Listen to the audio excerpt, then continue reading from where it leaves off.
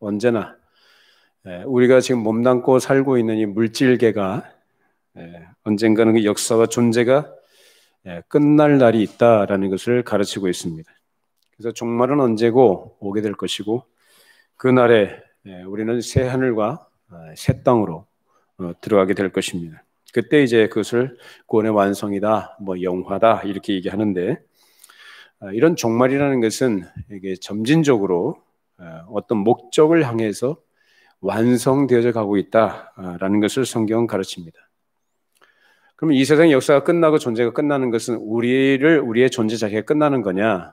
그것을 위해서가 아니라 이 세상은 이제 죄로 인해서 타락하고 오염된 것이 그래서 하나님의 영광이 많이 훼손이 된 그런 가운데는 이것을 하나님께서 다시 회복하시기 위해서 예수 그리스도를 보내신 것이고 그리스도를 통해서 회복된 자들이 이제 그 새 하늘과 새 땅에 들어가게 될 것입니다. 그래서 그때 우리는 완전한 나라 하나님의 영원한 영광을 찬양하며 그 영광 속에 살아가게 될 날이 있을 줄로 믿는 것이죠. 그래서 예수 믿는 신자들은 그 소망을 가지고 살아가는 사람들입니다. 그걸 생각하고 그걸 기대하고 그것을 소망하면서 뿐만 아니라 그것을 준비하면서 살아가는 것이 예수 믿는 신자들이 이 땅에서의 삶이라는 것입니다. 요즘 코로나 바이러스 때문에 우리나라뿐만 아니라 전 세계가 두려움과 혼란들 그리고 예측이 안 되는 그런 상황 때문에 많이 불안해하고 있죠. 그래서 이 코로나가 끝이 아니고 이제 시작이다라는 이걸 얘기들을 많이 합니다. 실제적으로 지구 온난화 때문에 이제 영구 동토층에 갇혀 있었던 그 바이러스들이 하나둘 그 모습을 드러낼 것이고 인류를 위협하고 이제 동물들까지도 이제 전염병으로 인해서 많은 어려움을 당해야 될 것이다 이런 얘기를 많이 합니다. 그러니까 이러한 상황 속에서 빨리 이 불안한 이 상황이 좀 종식이 됐으면 좋겠다는 그런 마음과 기대들을 갖고 있습니다만 동시에 많은 사람들이 이 코로나 시대 이후에 도래하게 될 시대상에 대해서 얘기들을 많이 하고 예측을 해요. 근데 공통된 것은 안전하고 희망적인 것이 아니라 불안정하고 위험한 시대가 될 것이라는 얘기들을 많이 합니다. 이런 얘기들을 많이 하면 굉장히 불안해지죠. 우리 역사가 어떻게 될 것이고 우리 자손들은 어떻게 될 것이냐, 인류의 미래는 어떻게 될 것인가 이러한 걱정과 염려들을 많이 합니다. 극단적으로는 이제 지구의 역사의 종말이 언제 올 것이냐라는 생각들을 많이 하고 거기에 관심을 많이 가집니다. 자, 예수님 당시에 제자들도 그랬었죠. 그들이 가지고 있는 관점은 시오니즘이라는 그래서 유대 왕국의 회복을 꿈꾸는 그러한 기대를 갖고 있었던 그들이 예수님께 던진 질문이 주께서 이스라엘 나라를 회복하심이 이때니까 라고 했던 것처럼 역사의 종말에 대해서 사람들이 많이 관심을 갖는다는 거예요. 근데 우리는 예수님께서 그 제자들에게 하신 말씀처럼 너희들은 그걸 상관하지 마라. 누구의 소관이라고 합니까? 그것은 아버지께서 하실 일이다. 너희들은 뭐 하라고 합니까? 증인 노릇을 해라. 이렇게 말씀하십니다. 그러니까 우리는 앞으로 인류의 미래가 어떻게 될 것이냐, 우리의 내일이 어떻게 될 것이냐라는 그 예측 불가한 그런 상황 속에 두려워하거나 또는 불안과 염려 속에 살아갈 것이 아니라 그건 다 하나님의 주권적 역사하심 속에 있다는 것을 우리가 인정하고 맡겨드리고요. 우리가 할 일은 뭐냐라는 거예요. 증인 노릇하는 겁니다. 그 증인은 뭐 하는 거냐면 하나님께서 우리에게 궁극적으로 주어질 그 영광되고 완전한 나라를 기대할 뿐만 아니라 그것을 증거하며 살아가는 것이 바로 증인들이 하는 일인 것입니다. 그래서 우리에게 주어질 영원한 나라에서 누리게 될 우리의 수준 그리고 우리의 모습을 준비하면서 그 나라를 건설해 가시는 이루시는 하나님의 일에 참여하고 헌신하며 그래 그 나라에 들어갈 또 하나님께서 택하신 자들을 또 복음으로 초대하고 그 영생에 초대하는 일에 우리의 모든 역량을 집중을 하고 그 일을 우리의 관심을 두어야 될 일일 것입니다. 그래서 이제 우리 신앙생활을 살펴보면서 우리가 이 세상에 살면서 무엇을 해야 되냐, 또 무엇을 준비하고 무엇을 소망하고 어떤 일들을 우리의 매일 생활 속에서 나타내야 되는가, 그 실제적인 일들을 확인하면서 살아가야 된다는 겁니다. 자, 언제나 그랬습니다마는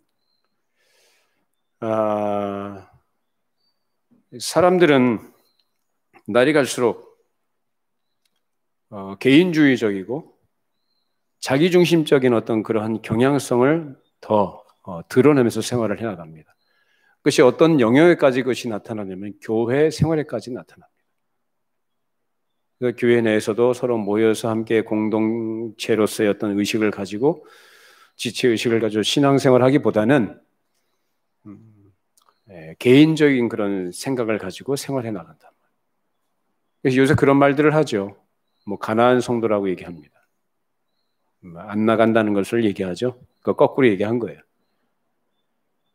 그러니까 내가 예수를 믿는데, 내가 하나님은 믿는데 어디는 안 나간다?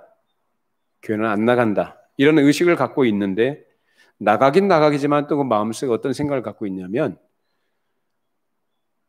교회에서 하나님의 말씀을 듣고 그 말씀 앞에 비추어서 자기를 점검하고 또 각성하고 돌이키고 이렇게 하나님의 말씀을 들은 바대로 자기의 삶에 그렇게 좀 녹여내는, 그것을 나가려고 하는 그런 애씀과 몸부림들이 현저하게 적다.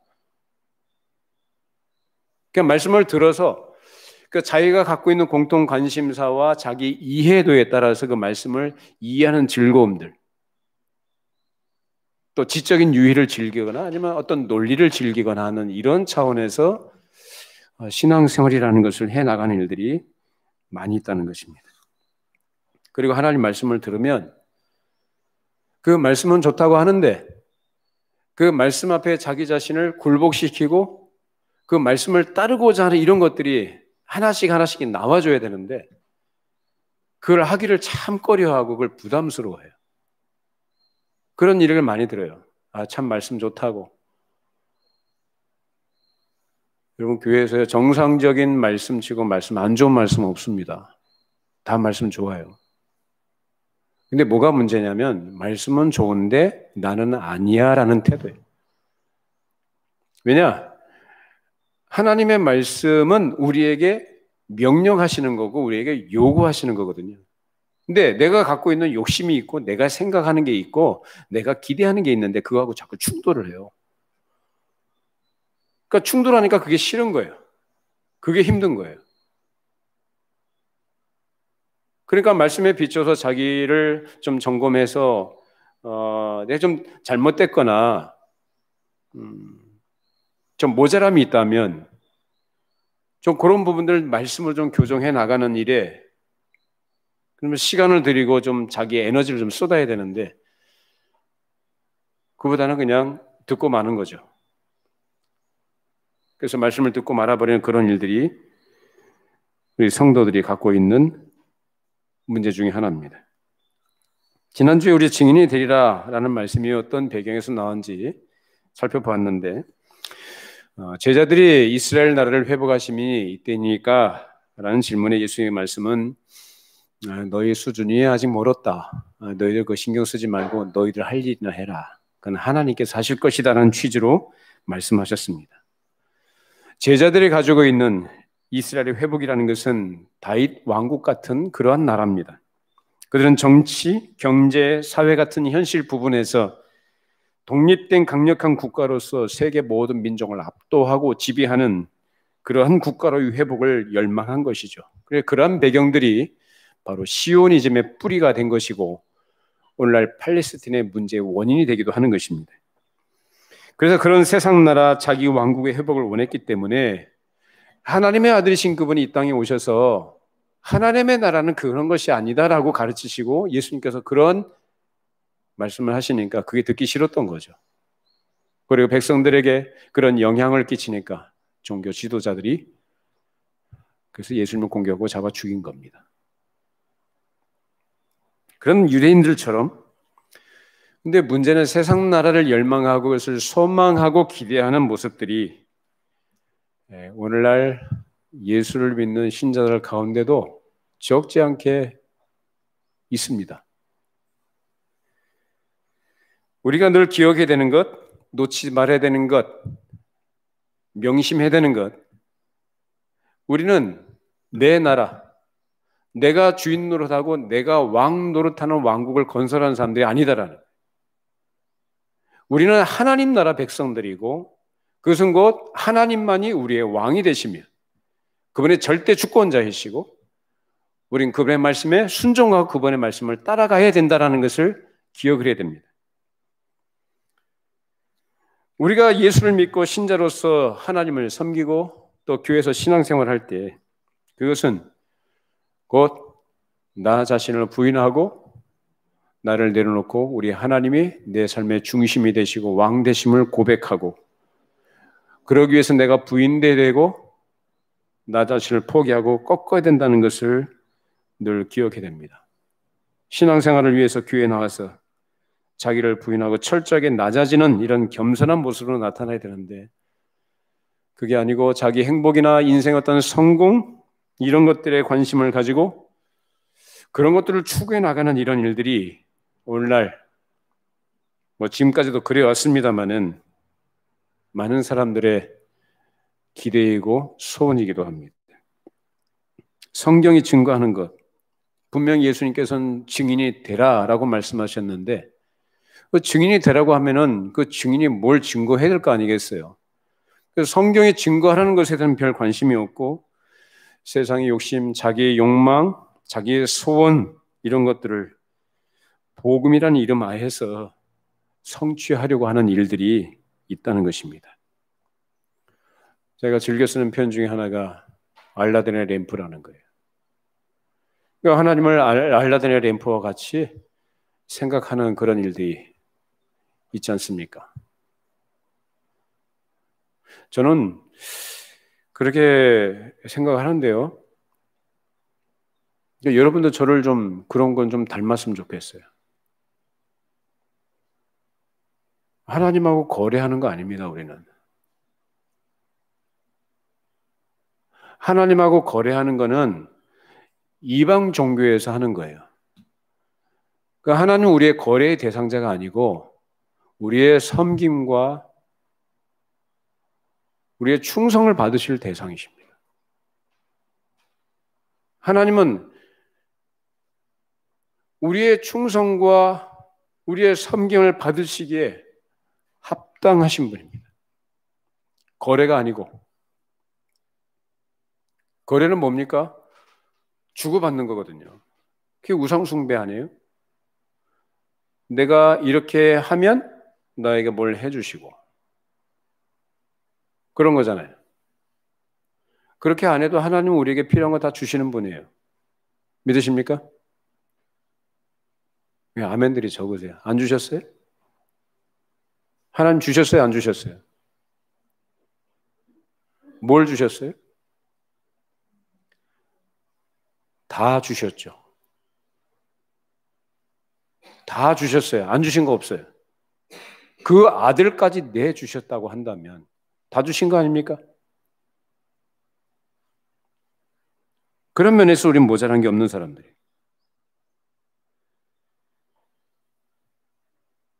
세상 사람들은 자기 등 따시고 배부르기 위해서 소위 말하는 세상의 성공을 위해서 공부 열심히 하고 권력 붙잡고 돈을 모으는 일에 올인합니다. 근데 우리 예수를 믿는 신자들은 어떤가? 왜 예수를 믿는지, 무엇 때문에 신앙생활을 하는지를 놓치고 성경이 우리에게 가르치고 요구하는 길이 아닌 세상 사람들이 살아가는 길, 그들의 목적, 그들이 살아가는 방식, 그런 일들을 같이 하면서 거기에다가 무엇까지 더 얹어가지고 하려고 하냐면 예수님의 이름까지 얹어가지고 능력이라는 것, 그것을 힘입어서 세상에서 성공하려고 합니다. 그래서 내 성공과 내 만족과 성공을 위해서라면 아무래도 좋은 거예요. 아무래도 좋다. 그래서 말로는 하나님께 감사하고 순종한다고 하면서도 여전히 하나님하고 거래하듯이 신앙생활하는 모습들이 참 많이 있는 것입니다. 왜 제가 이런 얘기를 하냐면 이것이 우리의 주변에서 볼 수 있는 현실이거든요. 그렇게 살면 도대체 뭘 증거하겠어요? 진리가 어떻게 증거가 되겠어요? 진리라는 이름 하에서 자기 욕심을 채워나가는 이런 모습도 있는데 거기서 어떻게 성경이 우리에게 가르치는 진리가 증거되겠냐 이 말이에요. 오히려 세상에서는 진리를 증거하면 외면당합니다. 사람들이 좋아하는 것은 행복이에요. 어떻게 그렇게 불행한지 다 그렇게 행복을 노래해요. 뭐가 얼마나 힘든지 늘 성공을 꿈꾸고 성공을 얘기해요.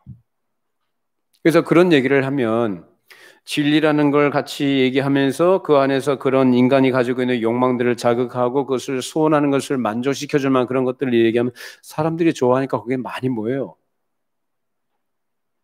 희한하죠? 뭐가 희한해요? 당연하지. 그래서 사람들이 많이 모이고 소위 말하는 부흥이라는 걸 해요. 그게 부흥 아니지만. 근데 진리를 바르게 전하고 그러면 사람들이 부담스러워해요. 왜? 자기 관심사가 아니니까. 오히려 부담 주니까 별로 달가워하지 않습니다. 싫어합니다.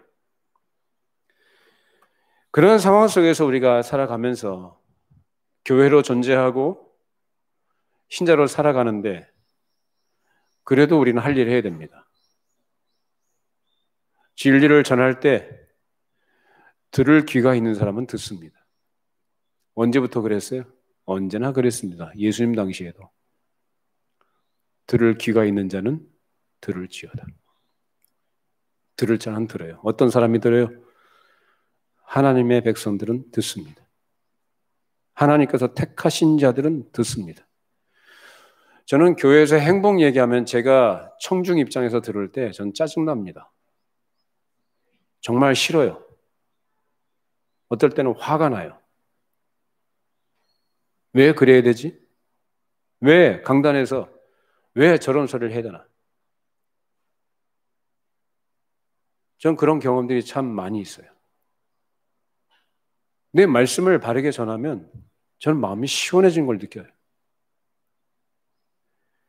하나님의 말씀을 바르게 선포하고 진리를 말씀하면 제 영혼이 편안해지고 제 영혼이 만족해요. 여러분에게도 그런 은혜가 있기를 바랍니다. 충돌이 아니라 적극적인 수용과 믿음의 반응들. 듣는 사람들이에요, 그 사람들이. 그러니까 교회는 반드시 전해야 될 것들을 놓치지 말고 그대로 전해야 되는 거예요. 나머지는 누가 하셔요? 다 하나님께서 하실 일이에요. 그러니까 가르치는 거죠. 성경이 가르친 대로, 증거하라는 대로 내가 보고, 듣고, 경험하고, 확신하고 있는 것을 전하는 거예요. 가르치는 거예요. 그래요. 듣거나 안 듣거나 그건 누구 책임입니까? 예, 듣는 사람 책임이에요.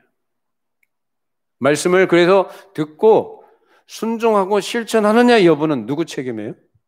그 사람 책임이에요.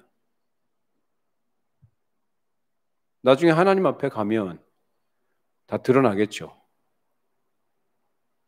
너 세상에 육신을 갖고 살아갈 때 교회에서 말씀 그렇게 많이 들었는데 너네 목사님이 그렇게 말씀을 가르치고 그렇게 해야 된다고 가르쳤는데 순종했냐? 하고 안 하고는 그 사람 몫입니다. 그 여러분 책임이라고요.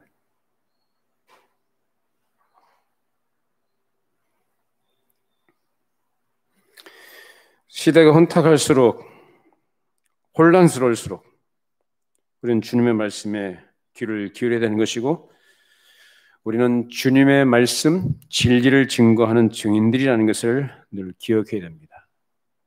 오늘 본문 중에 증인이라는 말이 나왔는데 이 증인이라는 말은 헬라어로 마르테르라예요. 마르테르라.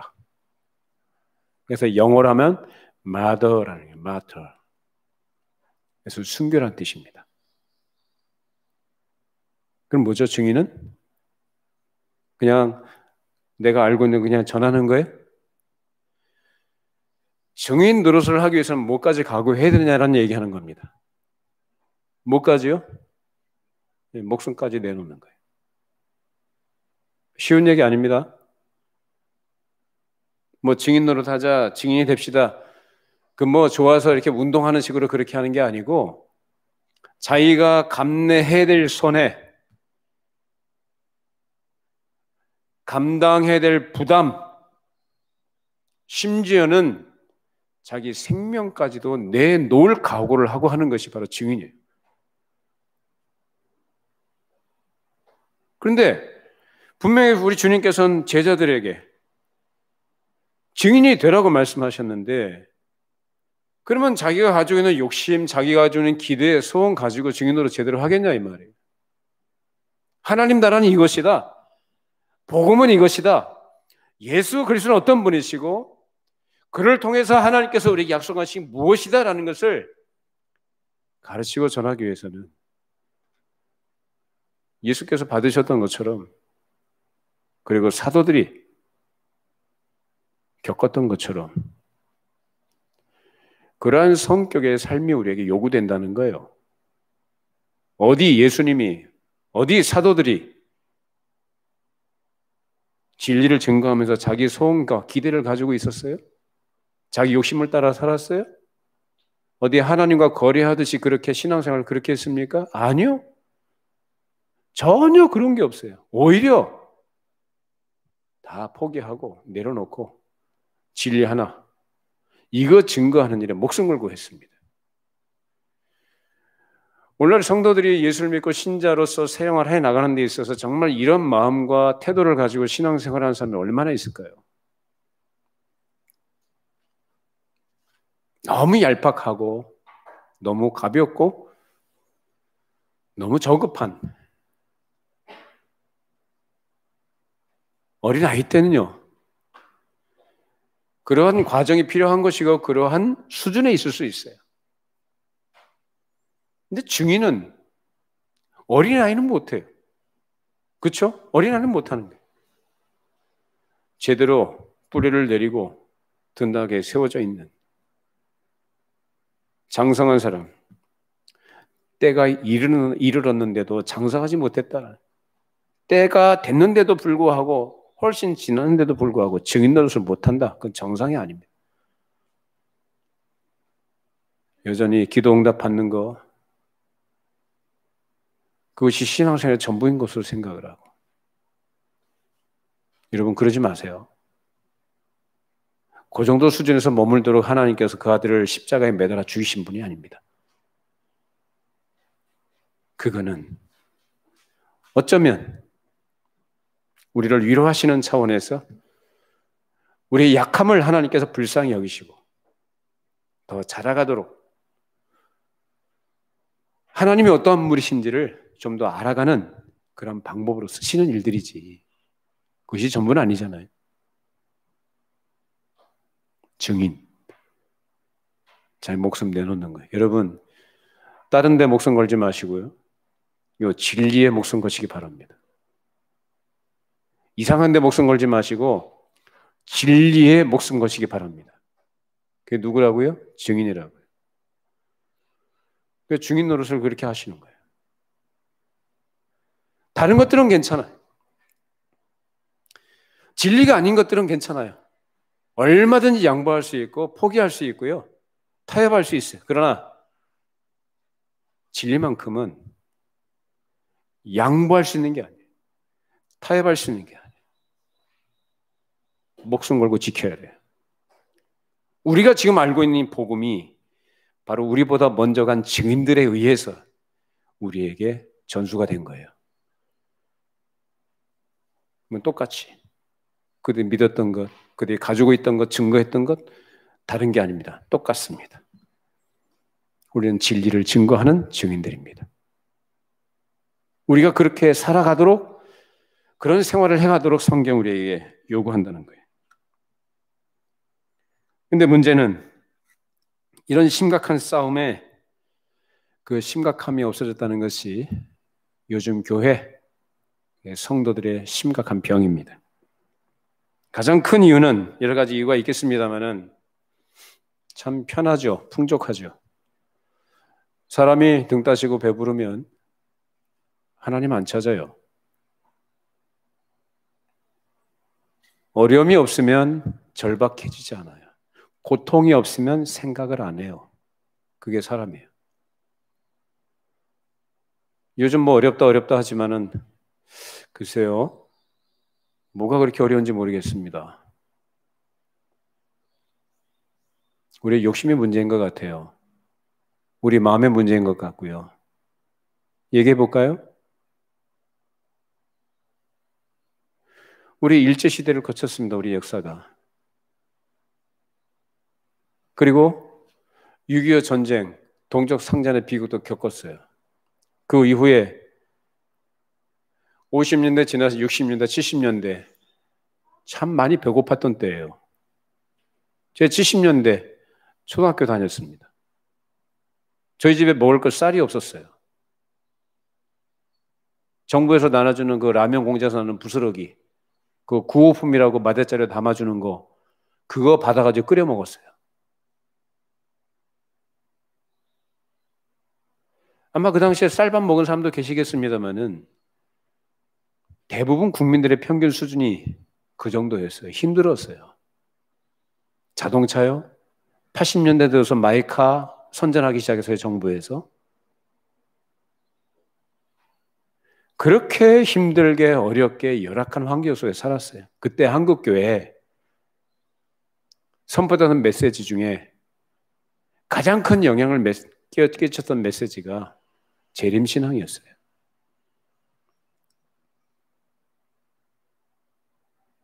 그만큼 힘들었기 때문에 위로가 필요했던 것이고 소망이 그 말씀을 통해서 주어졌던 거죠.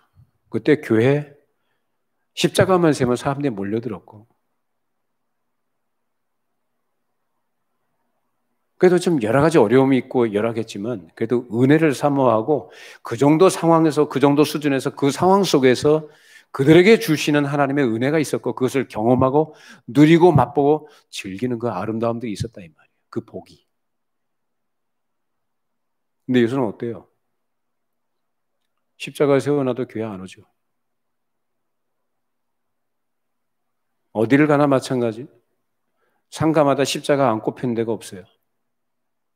저 정황제도시 한번 가봤는데 빌딩들이 쭉 상가들이 있는데 그 상가마다 무슨 교회 교회가 다닥다닥 붙어 있어요. 이런 나라도 없죠. 요즘에 과거에 비해서 우린요 너무 잘 살아요. 우리 교회도 작은 교회지만은 없는 거 없어요. 다 배부르고 편안해요. 그걸 귀히 여기고 더 감사할 줄 알고 겸손하게 하나님 앞에 순종하고 말씀을 따라가야 되는데 하나님이 주신 복을 복으로 생각 안 하고 그냥 당연한 걸로 생각을 하고 감사를 할 줄 몰라요. 이스라엘 백성들은 안 그랬나요? 하나님께서 그 능력과 기적으로 그들을 애굽에서 건져내시고 가나안 땅에 들어가게 하셨는데 그들이 짓지 않은 집과 가꾸지 않은 포도원들, 과수원들 하나님께서 다 허락해 주셨어요. 어떻게 합니까? 거기서 잘 먹고 잘 사니까. 하나님의 은혜를 기억하고 하나님께 더 충성하고 감사하든가요? 어떻게 살든가요? 잊어버리죠? 우상 섬기고 나가죠. 뭐가 부족해서 우상을 섬깁니까? 욕심입니다. 하나님께서 주신 것에 대한 감사가 없는 거예요. 하나님께 초점을 안 맞추니까 세상에 초점을 두고 세상에 눈에 보이는 것들에 휘둘려가지고 가나안 땅의 우상들을 섬기는 거예요. 뭐야? 욕심을 채우기 위해서요. 우상 숭배는 다 욕심이에요. 뭐가 부족해서요? 하나님께 다 주셨는데. 원래는 마찬가지. 사람이 고난이 없고 편하면 하나님 앞에 겸손해지지 않습니다. 여러분 주께서 주신 것, 우리의 현실, 우리의 상황들, 형편들 감사하시기 바랍니다. 우리는 건강할 때 그 건강하다는 것이 얼마나 귀한 줄을 몰라요. 가시라도 한번 찔려봐야 정상적인 몸 상태가 참 귀하구나라는 걸 알지. 그러니까 사람이 감사를 잃어버리면 그 삶이 황폐해집니다. 항상 감사하시기 바랍니다. 그래서 사도들도 그랬고 역사 속에 우리 교회사를 보면은 증인들을 했던 사람들의 공통된 특징은 뭐냐면은 감사해요. 그리고 겸손해요.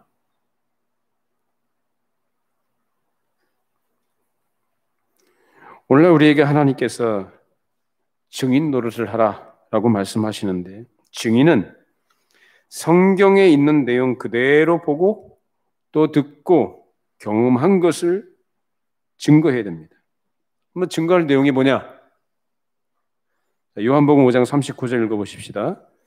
예수 너희가 성경에서 영생을 얻는 줄 생각하고 성경을 연구하거니와 이 성경이 곧 내게 대하여 증언하는 것입니다. 누구에 대해서요? 성경에 말하는 게 누굽니까? 예수 그리스도. 성경 가지고 다른 거 얘기하면 안 되는 거예요. 네? 무슨 인생의 뭐 행복이니 뭐 성공이니 뭐 처세술이니 뭐 삶의 지혜니 뭐 이런 거 얘기하지 말고 뭐 얘기하는 거예요? 예수 그리스도. 성경은 이 세상이 다 불타 없어질 것이다. 이런 것들은 험한 것이다라고 얘기해요. 근데 자꾸 그 험한 걸 얘기를 해요. 자꾸. 행복론이니 뭐 가정의 행복이니 그런 거는요. 그리스도 안에서 우리에게 허락하신 그런 것들을 또 다른 주제를 가지고 우리가 얘기할 수 있는 부분들이고 생각을 해야 되겠지만 궁극적으로 핵심은 그게 아니다 그 말이에요. 예수 그리스도예요. 이 세상에 있는 것들은 다 없어질 것이다라고 성경 가르치는데 우리 그런 걸 가지고 성경을 가지고 얘기합니까? 자, 고린도서 4장 18절 읽어보십시다. 우리가 주목한 것은 보이는 것이 아니요 보이지 않는 것이니 보이는 것은 잠깐이요 보이지 않는 것은 영원함이라. 그 성경 우리에게 가르치고 싶은 것은 그거예요. 영원한 것에 대해서. 보이는 것이 아니라 보이지 않는 우리 육신의 눈으로 보이지 않는 영원한 것의 진리에 대해서 증거하고 있는 것입니다. 그러니까 교회는 그리고 목사나 성도들은 영원한 진리와 영생에 대해서 증거하는 일에 충성해야 됩니다. 그 교회가 할 일이고요. 성도들이 할 일이에요. 자, 요한복음 14장 6절 읽어보십시다. 예수께서 이르시되 내가 곧 길이요 진리요 생명이니 나로 말미암지 않고는 아버지께로 올 자가 없느니라. 길이요 진리요 생명이신 예수 그리스도를 전하고 믿도록 하기 위해서 성경이 기록됐다. 이걸 전하는 거죠. 사람들이 듣든 안 듣든지 이걸 전하는 거예요. 그리고 믿는 자는 뭘 얻는다 그래요? 영생을 얻는다. 영생이 뭡니까? 영생. 하나님을 아는 거예요. 여러분 하나님 아십니까? 네, 째려보지 마시고 하나님을 아세요? 하나님을 아는 게 영생이다. 기계적으로 차갑게 아는 건 지식이 아니라 인격적으로 아는 거죠. 그래서 하나님을 아는 사람은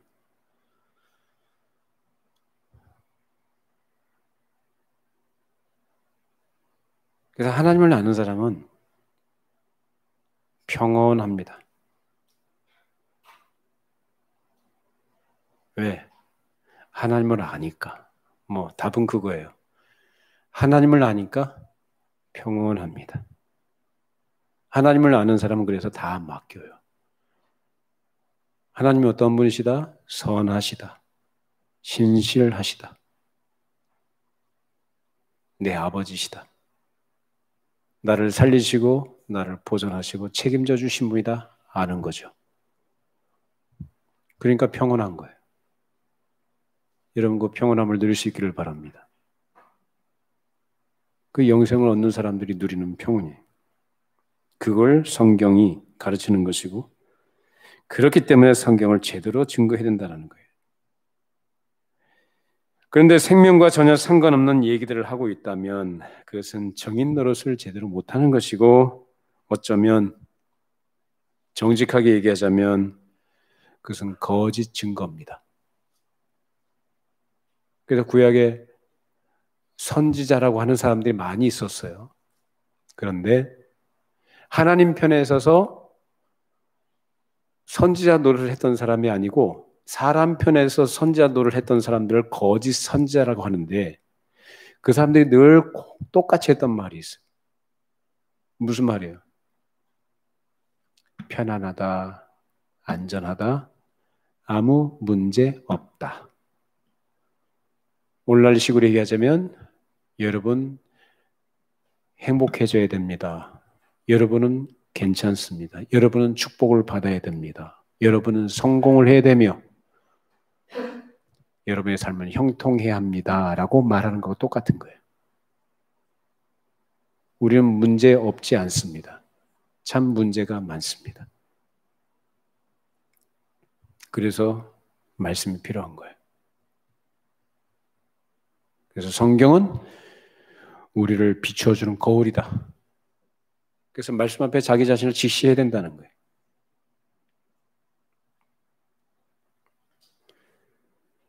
그렇기 때문에 우리는 성경이 이 세상에 뭘 증거하고 있는지 우리에게 증인 노릇을 하라고 할 때에 무엇을 근거로 그것을 하라고 하는지를 잘 알아야 되는데 자, 디모데후서 4장 1절로 8절 읽어보십시다. 하나님 앞과 살아있는 자와 죽은 자를 심판하실 그리스도 예수 앞에서 그가 나타나실 것과 그의 나라를 두고 엄히 명하노니 너는 말씀을 전파하라. 때를 얻든지 못 얻든지 항상 힘쓰라.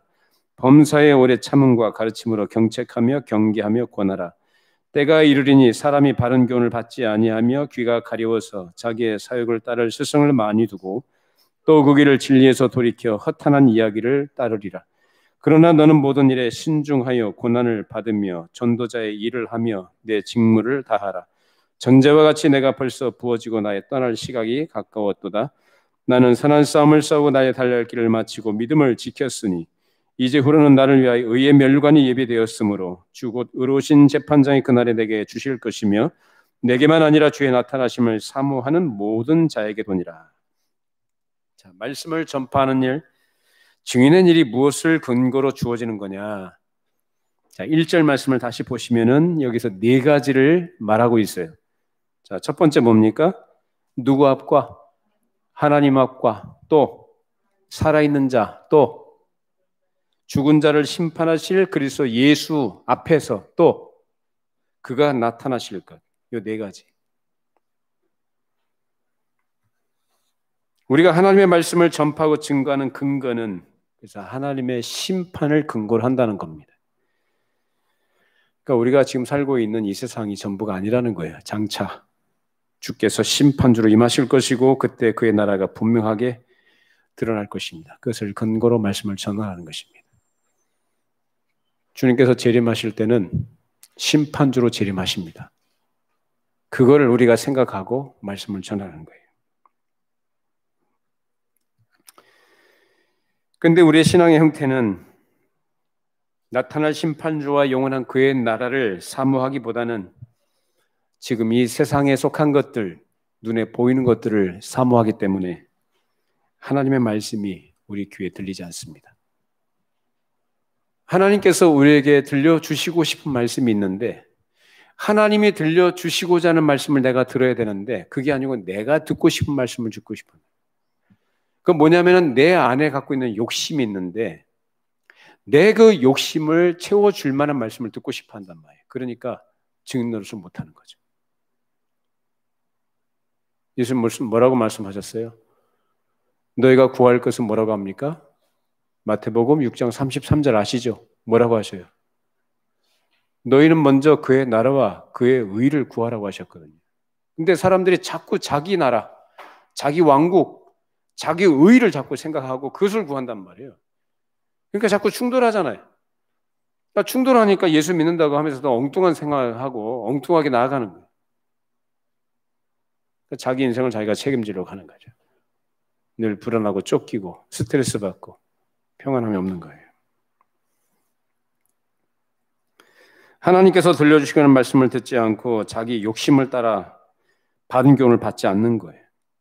귀가 가려져 있어서 자기의 사욕을 쫓을 스승을 많이 두고 그 귀를 진리에서 돌이켜서 허탄한 이야기를 따를 것이다 라고 말합니다. 그것이 바로 이스라엘 역사였고 그러한 습성이 우리들에게도 있다는 것 우리가 생각을 해봐야 돼요. 여러분 생각해 보십시오. 여러분들이 처음에 젊었을 때 결혼하기 전에 또 신혼 초에 아마 대체적으로 많이 어려웠을 겁니다. 우리가 춥고 배고플 때 어려울 때는 나름 신앙의 어떤 순수함과 순전함들이 있었는데 그리고 하나님을 더 찾고 의존하고자 하는 마음들이 있었는데 이제 어느 정도 삶의 기반이 다져지고 뭐 여러 가지 어렵다고는 하지만은 그때보다는 더 많이 채워져 있고 많이 가지고 있잖아요. 그리고 많이 안정돼 있잖아요. 그런 가운데서 우리가 하나님 앞에 어떤 마음을 가져야 되느냐. 환경이나 물질적인 면이나 여러 가지 면에서 우리가 더 나아졌는데 그때와 비교했을 때 내가 하나님께 더 가까이 가고 은혜를 사모하는 그런 열심들이 더 나아지고 더 좋아졌느냐 이 말이에요. 우리 문제는 환경의 어떠함에 있는 게 아니라 우리 마음에 있습니다.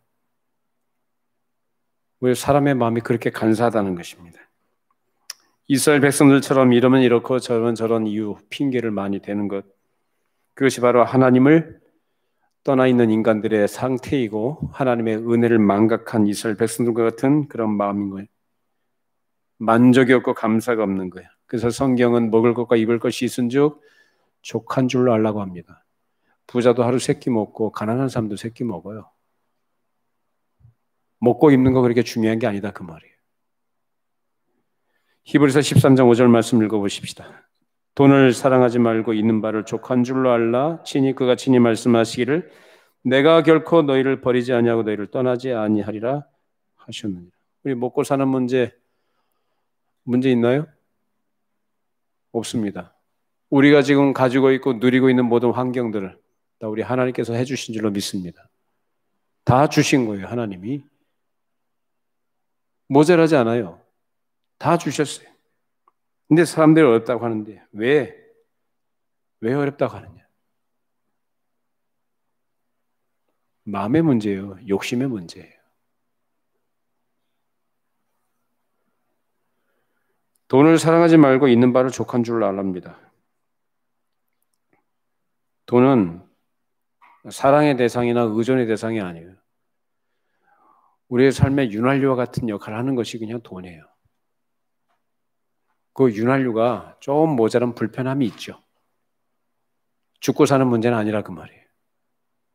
그것 때문에 우리가 가지고 있는 정말 붙들고 생명같이 여겨야 될 것들을 놓치는 그런 일이 없기를 바랍니다.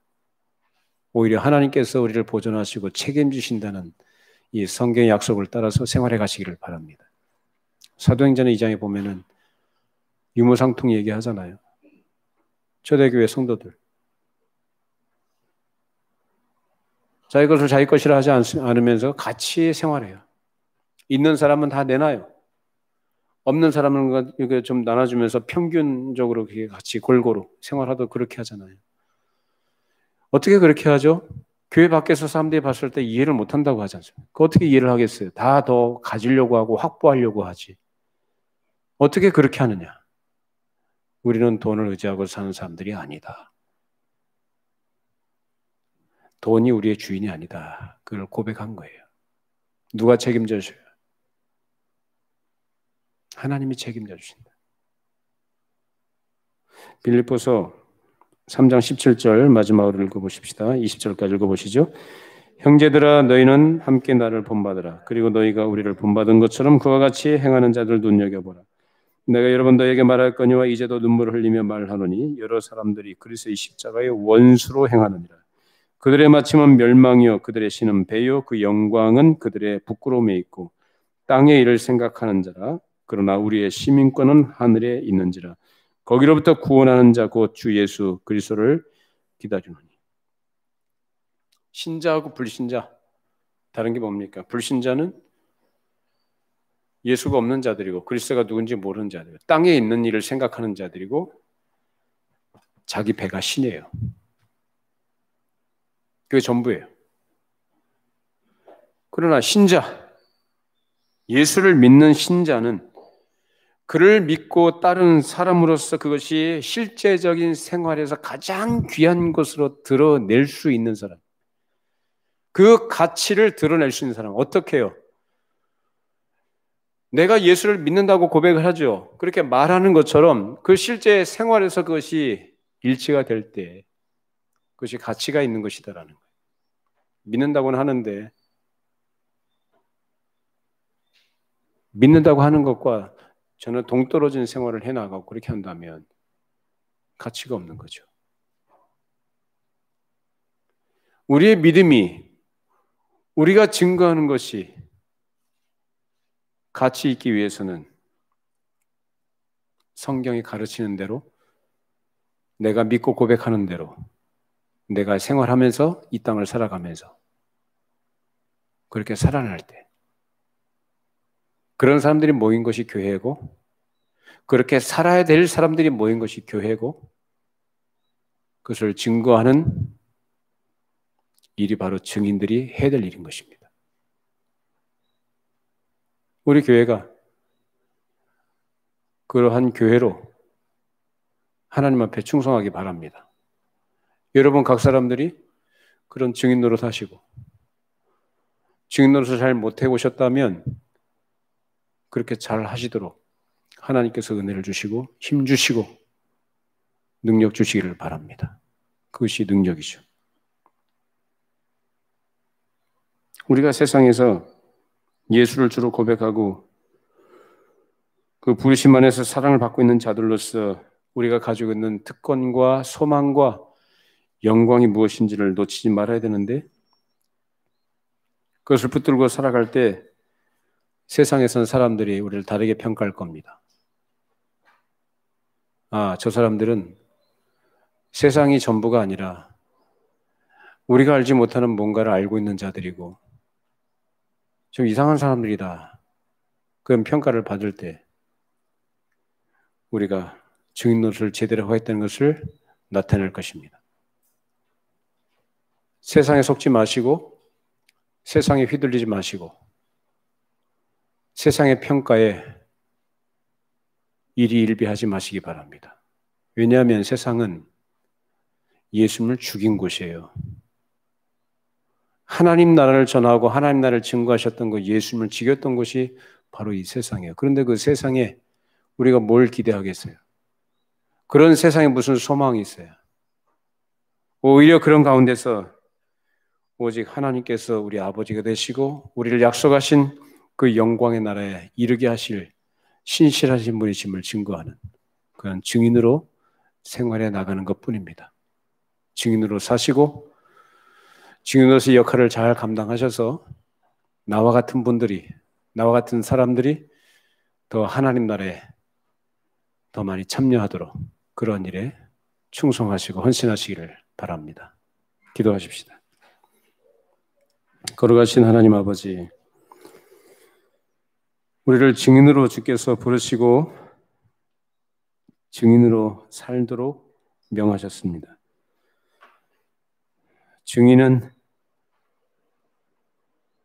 자기가 보고 듣고 확신한 것을 어떤 손해도 마다하고 감수하면서 그 일을 해야 된다는 것을 함께 나누었습니다. 주님, 우리의 생각들, 우리의 고집들, 우리 욕심들, 세상에 대한 미련과 눈에 보이는 일들에 대한 소망을 다 내려놓게 해주시고 영원한 나라를 바라보고 소망하는 자답게, 하나님께 속한 백성답게, 신자답게, 예수를 믿는 신자답게 우리가 생활해 갈 수 있도록 성령께서 도와주시옵소서. 우리 눈을 들어 주를 바라보게 하시고 언제나 주의 말씀에 청렴하게 하시고 말씀의 가르침을 따라 굴복하고 순종하며 그 영광의 날을 소망하는 사람으로 함께 그 나라에 들어갈 자들을 위해 기도하며 또 함께 주께서 주시는 소망을 나눌 수 있는 그런 참된 증인들이 되게 하여 주시옵소서. 한 주간도 살아갈 때 우리의 삶이 오늘 들은 말씀대로 되어지도록